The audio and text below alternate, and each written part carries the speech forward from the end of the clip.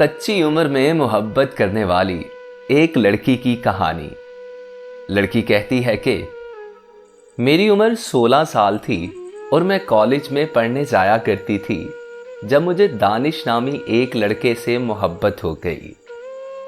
मैंने अपने घर वालों से कहा कि मुझे दानिश से शादी करनी है, लेकिन मेरे घर वालों ने साफ इनकार कर दिया क्योंकि शादी के लिए मेरी उम्र कम थी और वैसे भी मेरे घर वाले दानिश को नापसंद करते थे क्योंकि वो मुझसे उम्र में काफ़ी बड़ा था और कोई काम भी नहीं करता था।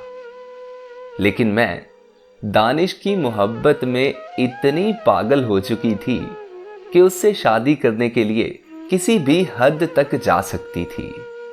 इसलिए मैंने घर से भागकर उससे शादी करने का फैसला किया। मैंने खुद उसे कहा कि वो मुझे घर से भगाकर ले जाए। उसने साफ इनकार कर दिया क्योंकि मैं नाबालिग थी। उसने कहा कि अगर हम पकड़े गए तो कानूनी तौर पर उसे सजा हो जाएगी क्योंकि नाबालिग लड़की से शादी करना कानूनन जुर्म है।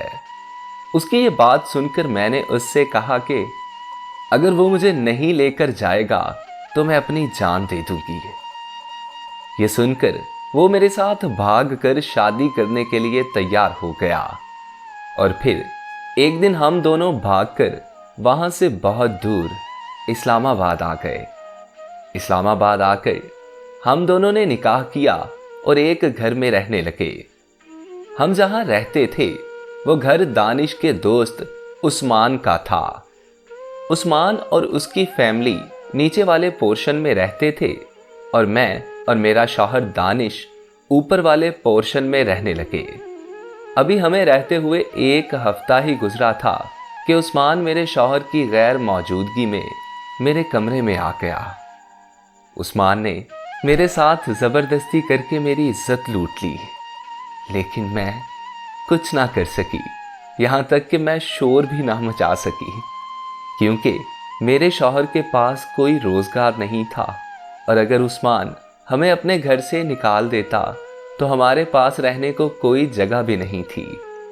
इस तरह उस्मान मेरे शौहर की गैर मौजूदगी में मेरे कमरे में आता रहा और मैं चुपचाप उसे अपनी इज्जत लूटने देती रही। 6 महीनों के बाद मेरे शौहर ने मुझे उस्मान के साथ हालत गैर में देख लिया और वो वहां से चुपचाप चला गया और दोबारा कभी वापस नहीं आया। मैंने दानिश को ढूंढने की बहुत कोशिश की मगर वो कहीं नहीं मिला। मौत के अलावा मेरे पास कोई रास्ता नहीं बचा था, मगर इतनी भी हिम्मत नहीं थी कि मैं खुद की जान ले सकती। मैं बस चुपचाप वहीं रहने लगी। जब उस्मान का दिल करता वो मेरे कमरे में आ जाता और अक्सर अपने दोस्तों को भी भेज देता। एक दिन उस्मान की बीवी ने हमें एक साथ देख लिया। उस दिन उन्होंने मुझे अपने घर से धक्के मारकर निकाल दिया। जब उन्होंने मुझे घर से निकाला तो मेरे पास ना कोई छत थी, ना कोई घर और ना ही मेरा शौहर। मैं सड़क पर बैठी रो रही थी कि मुझे एक मसीहा मिला जो मुझे कोठे पर ले आया और आज 10 साल गुजर चुके हैं। ये कोठा ही मेरी पहचान है। आज मेरे पास काश के अलावा कुछ बाकी नहीं बचा। काश मैं अपनी फैमिली की इज्जत को खाक में ना मिलाती।